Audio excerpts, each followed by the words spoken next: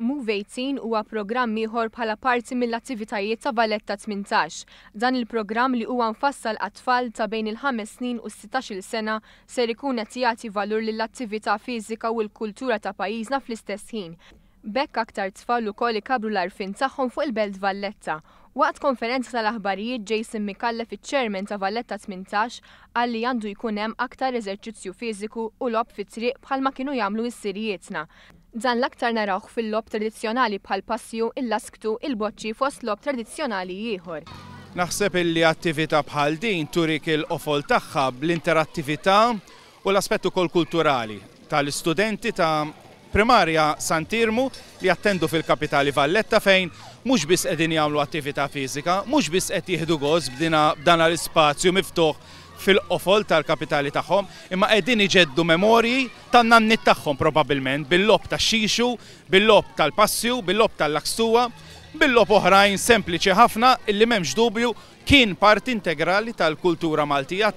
Semma wkoll kif fil-mezzi tax-xandir spiss nisimgħu dwar il-problema tal-obeżità f'pajjiżna u għalhekk dan il-programm għandu jgħin biex aktar tfal jipparteċipaw billi jagħmlu attivitajiet fiżiċi.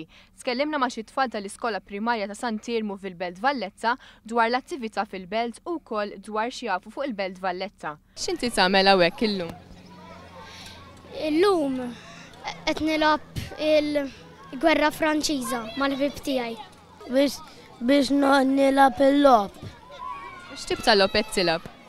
L-ewwel lab tal-boċċi, u mbagħad labt il-Gwerra Franċiża. U kif tintlab din?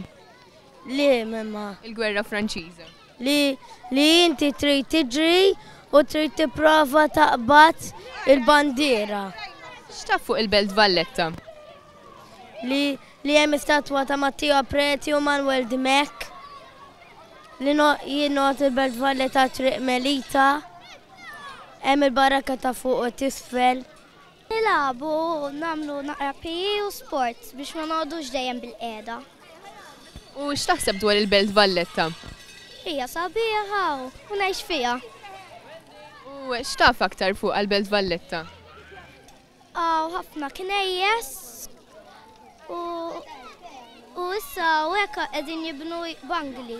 Preżenti għall konferenza tal-aħbarijiet kien hemm ukoll is-sindku tal-Belt Valletta Alexej Dingli, Cynthia De Bono, chairperson ta' Move 18 u xi għalliema mill-iskola primarja tal-Belt.